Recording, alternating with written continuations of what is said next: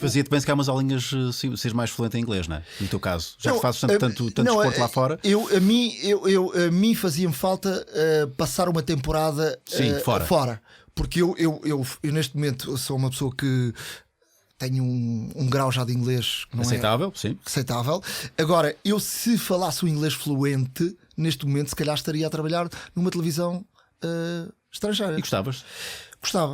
Gostava de ter uma experiência fora. Eu vivo muito fora de Portugal e de facto estou um bocadinho. Eu vivo com uma realidade. Às vezes volto aqui ao nosso país e vejo a realidade. Pois.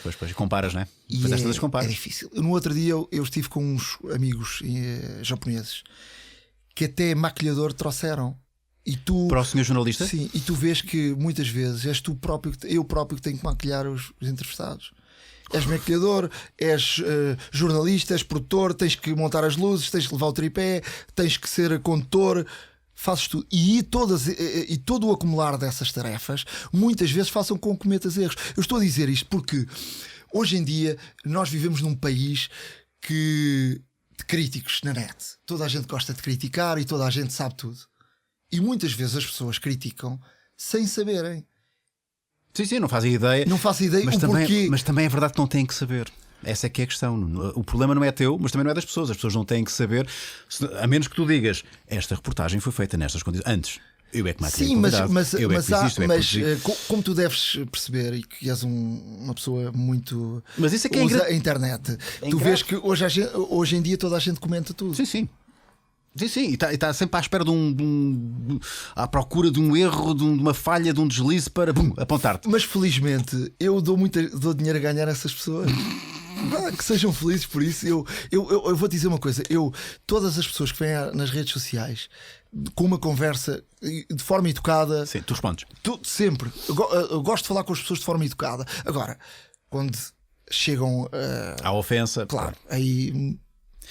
Se tu vivesses, agora a despropósito, ou talvez não, se tu vivesses em Espanha, possivelmente eras um gajo muito confortável em termos económicos, não é? Eu vivia de uma forma muito confortável em termos financeiros, porque lá tu contaste-me isso, eu não sabia.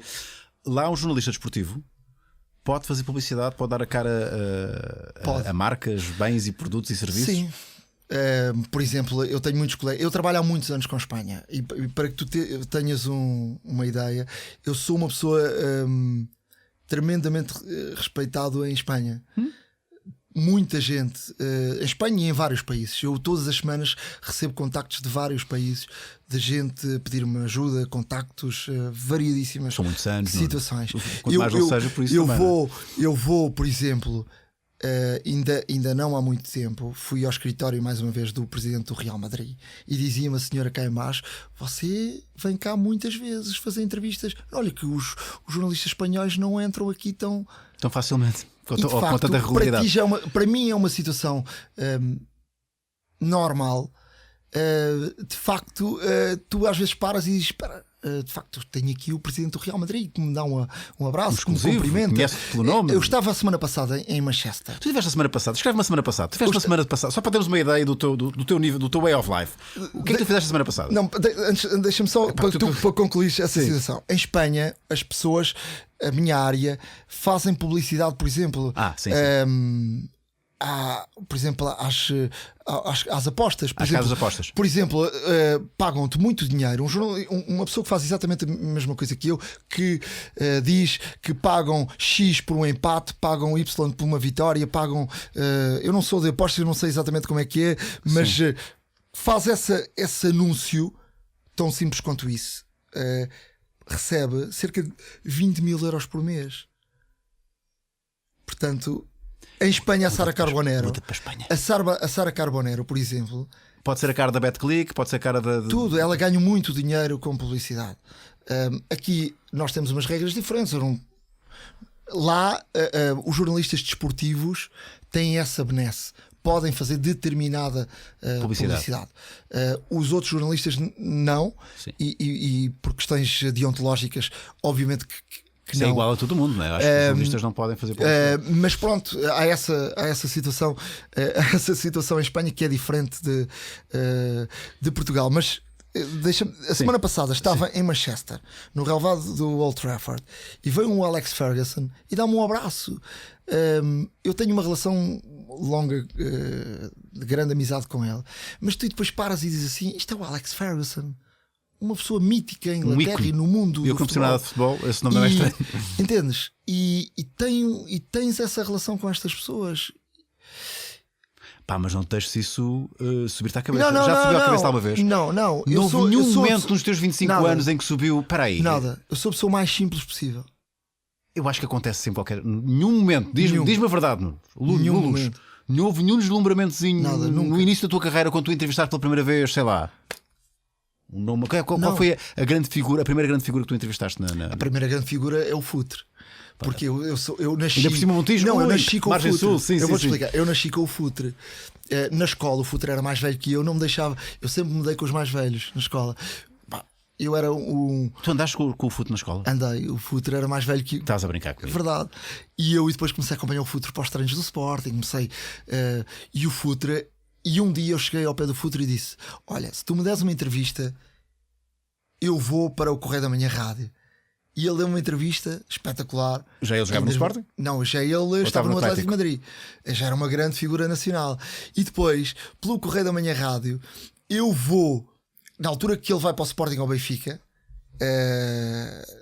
tu não és muito. Pois não sou As eu. pessoas que estão a ouvir sabem perfeitamente do que eu estou a falar. Quando ele sai do Atlético de Madrid, não se sabia para onde é que ele ia? Eu fui buscá-lo num Opel Corsa que eu tinha branco, muito velho. Fui buscá-lo aqui a Carcavelos, que a Seleção Nacional estava aqui, para no dia seguinte assinar contrato com o Sporting, porque estava tudo feito para ele ir para o Sporting. Naquele dia fomos para casa de um amigo nosso que é louco pelo Sporting, festejar que ele ia para o Sporting. Mas isso segredo, ninguém sabia. Ninguém sabia. No dia a seguir ele acaba por ir para o Benfica e eu vou com ele de madrugada, faço a viagem de Lisboa até Madrid, naquela estrada velha de... Não havia autoestrada. Na estrada velha para Madrid, e faço a reportagem por dentro. Foi de facto a minha primeira grande reportagem por dentro, com a transferência do Futre para o Benfica. Foi de facto. E não te deslumbraste? Não. Tipo, de repente. Não, eu vou te dizer uma coisa, eu não me deslumbrei nunca. Eu acho que isso, não sei, eu acho que isso faz parte da minha maneira de ser. Tenho sempre os pés bem assentes na terra, porque no momento que tu achas que está tudo bem, a seguir tu cometes um erro ou acontece uma coisa má e tu já ninguém se lembra daquilo que fizeste de bem, porque as pessoas hoje criticam todas aquilo que fazes de mal. Sim. Mas ninguém, muito pouca gente reconhece aquilo que fazes de bem. Eu já recebi vários prémios internacionais pelas reportagens que fiz, e as pessoas não te dão os parabéns na rua pelas reportagens. Não, é mais na base do foda-se quando estou ao teu lado a dar uma mija. Pois. Olha, tu não ficas um bocado, tu tens acesso, lá está, à vida privada, não é? Do círculo mais privado de alguns jogadores que ganham muito dinheiro e que têm uma vida faustosa. Não ficas deprimido sempre que vais à casa de um deles e vês, olha aqui um Lamborghini, olha aqui um Porsche, olha aqui não sei quê, olha aí, e um grande caseirão de não sei quantos metros quadrados. Não, por aí não, mas eu às vezes fico um pouco deprimido com o facto de tu poderes, aquilo que tu fazes hoje, alguém que tem acesso aos jogadores que eu tenho, aos treinadores que eu tenho, numa televisão internacional, numa BWIN, numa Sky, numa televisão forte, internacional, numa Globo. Eu, por exemplo, vejo companheiros meus que têm uma excelente relação na Globo e que ganham muito dinheiro, muito dinheiro mesmo. O país, Portugal, hoje em dia, nós no início da SIC, a SIC foi um projeto novo e com muita gente nova. Nós fomos ganhar todos muito acima da média. Vacas gordas. Mas a partir de determinado momento fechou a torneira e tu percebes que o teu trabalho, por exemplo, os documentários que eu fiz passaram nas televisões de todo o mundo. Foram vendidos. Ganhaste mais algum cêntimo? Não. Mas isso não é fixe. Isso não é... As televisões, para tu teres uma ideia, por exemplo, o Canal Plus, que é para mim um canal de referência da qualidade de reportagem. Francês, não é? Francês, neste caso foi o espanhol, mas a qualidade é a mesma. Eles têm um nível de qualidade muito alto. Passaram a minha reportagem com o Jorge Mendes após um Real Madrid-Barcelona que eles transmitiram. Sim. Portanto, é um momento de audiência máxima numa televisão. E portanto, se este produto teve a qualidade para estar para ali, passar lá, porque tu não és devidamente recompensado. Eu acho que em Portugal, eu sou um crítico. Acho que em Portugal muitas vezes a recompensa não está no valor do teu, nas coisas que tu fazes. E vês isto, não estou a falar de jornalismo, estou a falar de variedíssimas áreas.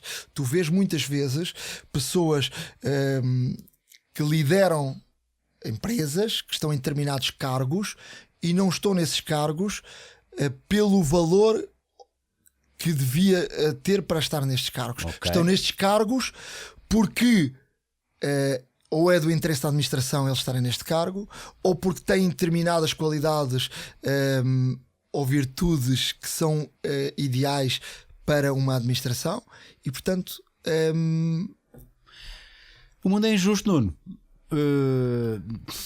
Vai ser sempre assim. Não, mas achas que é uma crítica nossa, portuguesa? Acho que sim. Acho que é nossa. Por exemplo, os ingleses são um povo mais que reconhece a meritocracia, lá está. Se tu fazes algo, um povo que reconhece a história muito.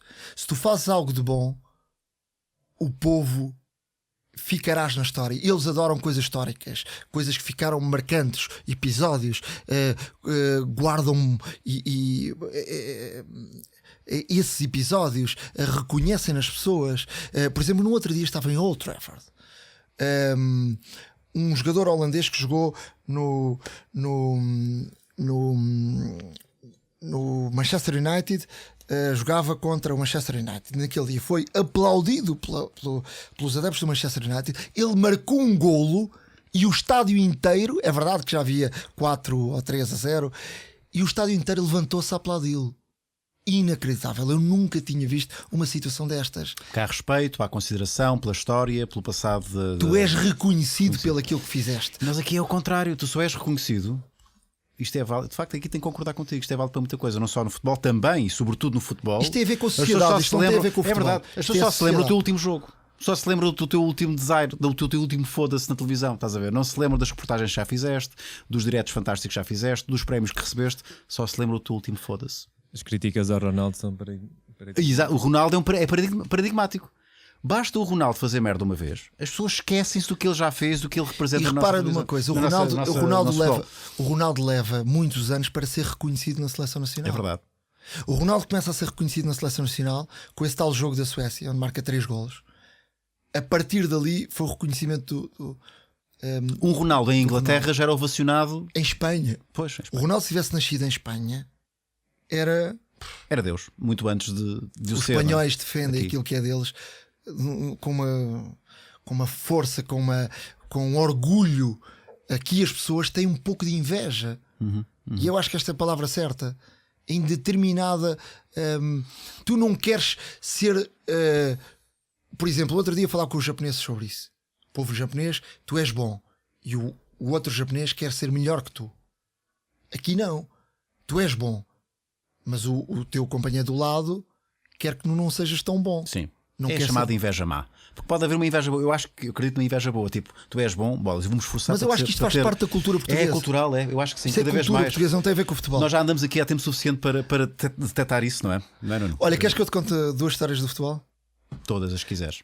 Falava de um jogador holandês. Um dos jogos mais marcantes que eu vivi no relevado foi um Portugal-Holanda, Campeonato do Mundo de Futebol. Eu estava ao lado da baliza e a FIFA obrigava-me a estar ali 3 horas antes do jogo, sozinho, só com os fones. Porque eles obrigavam, tinhas de estar naquela posição sentado, não podias beber 3 horas? 3 horas, não podias beber água, só podias beber uma água deles que não tivesse publicidade, e então estavas ali sem falar com ninguém. Eu dei por mim a falar com o Ricardo, o guarda-redes. O jogo foi uma coisa, o jogo foi um jogo de nervos. Portugal marcou um golo, a lesionar o Ronaldo, expulsaram o Deco, expulsaram o Costinha. Portugal jogou muito tempo a ganhar 10 contra 9 e depois foi um jogo, a bola batia no poste, na barra. O Ricardo dizia-me: é luz, e eu: qual luz, qual? Foda-se. Defende essa merda. Sim. Eu falei, dei por mim a falar com ele, tirava os escutadores e dizia: defende essa merda. Houve numa altura tensa do jogo, uma bola veio e agarrei na bola, era canto. O De Kuyt, o jogador holandês, ainda agora o vi em Manchester e lembro-me logo dessa história. O Kuyt pediu uma bola e disse assim: queres a bola? A bola vai apanhá-la, pô. Tirei a bola lá para o fundo. E o gajo olhar para mim: what the fuck? E eu estava, ou seja, estás ali numa posição, tens de saber também onde estás, não é? Sim, mas ali não conseguiste estar. Eu vou dizer uma coisa: eu não sei, que ele foi uma situação distinta. Tirei a bola para o mais longe possível. Estás a ver como o futebol altera as pessoas? Altera as pessoas. E de facto foi um mundial que vivi muito por dentro. Porque tu estás ali, eu no Portugal e Inglaterra. Olha, lá está a internet. Na altura não havia bem internet e redes sociais. Estamos no princípio ainda. Nesse Portugal e Inglaterra, penaltis, Portugal ganha. E no final houve-se assim: mama, filhas da puta. Quem foi o culpado? Quem disse isso? Foi o Nuno Luz, é a voz dele. Fica aqui registado no Maluco Beleza. Não fui eu que disse isso. Não fui eu que disse isso. Foi um colega meu da SIC. Um dia vamos contar a história, que até ele é uma grande figura da SIC. Tivemos para contar a história agora no Euro 2016. Não contámos, mas iremos contar essa história um dia. Os microfones são todos abertos porque aquilo ia acabar o jogo. E não fui eu que disse. Mas quem é que paga? É o maluco. Portanto, por depois é o maluco de Luz. Mais uma de Luz. Mas olha, e para te contar outra história, agora estamos a falar do Correio da Manhã Rádio. Uma das histórias, vou-te contar duas histórias com cheiro. Bora lá. Correio da Manhã Rádio, eu queria ser um jornalista a sério, como o Marco quando chegou lá também fez madrugada. Ou seja, aquilo, a madrugada é um ciclo que todos os estagiários têm que passar. É uma antecâmara para depois. E então o Correio da Manhã Rádio tinha 2 blocos de publicidade. Só? Não, tinha 2 blocos no meio das notícias. Okay. Portanto, tu tinhas sempre de ter 3 notícias. Sim. Uma notícia, outra notícia e o tempo. Uhum. E eu fiz aquilo logo rápido e tal. E faltava para aí quarto de hora para o noticiário. Deu-me vontade de ir à casa de banho. Uhum. Vou à casa de banho, levo as notícias para ler. E, para decorar aquilo e tal. Para ser 5 minutos para o noticiário. Papel. Não há papel. Okay. Não há papel. E tens o papel na mão. 5 minutos. Isso vai uma notícia à vida. Agora, que critério jornalístico foi esse? Não, vai uma notícia à vida. Qual foi o critério jornalístico? Eu tinha as notícias à conta. Isso agora não posso ir para a vida. Só tenho 3 notícias. Uma para abrir, tem um bloco de publicidade. E até para limpar o cu. Não dava. Não dá. Isso não dá. E agora o que é que eu vou fazer? Havia uma outra casa de banho, mas ficava no outro lado, muito longe. Eu estive naquele impasse, mas o que é que eu vou fazer? Eu sozinho na rádio, madrugada. E às vezes a malta, ao sábado, e isto era ao fim de semana, às vezes ao sábado a malta ia para os copos e iam lá fazer uma visita. E eu assim, mas o que é que eu vou fazer? O que é que não vou fazer? Pensei, agora já não tenho tempo de ir à outra casa de banho. Então puxei. Posso fazer o gesto? Puxei as calças para cima. Sim.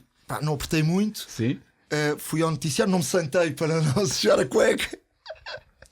Li o noticiário em pé e no final fui à outra casa. Limpar o todo descascado, portanto. Não, descascado não, porque eu estava as coisas. Mas pensei que ainda vai entrar alguém aqui na rádio. Se entrasse alguém, estava eu a ler o noticiário com as calças. Não me sentei para não borrar a cueca. Mas portanto, não estavas propriamente com o teu grau de higiene mais. Tens de chegar um bocadinho mais. Tá bom. E eu fartei-me de rir. Ou seja, fartei-me de rir nessa situação. No dia a seguir contei a toda a gente riu na rádio. Mas não há provas disso. Portanto, só tu é que viveste isso. Sim, mas eu contei a história com os pormenores todos. Outra história. Portugal-Albânia. Portugal jogou agora recentemente com a Albânia. Foi um outro jogo. A Albânia vivia num país complicado, com convulsões políticas, sociais e não havia muitos sítios para comer. Hoje em dia a Albânia, eu até fui à Albânia agora há pouco tempo, fiquei entusiasmado com a Albânia. A Albânia é um sítio turístico, preços baratíssimos, muito italiano, muito boa comida, tudo barato. Naquela altura, mau.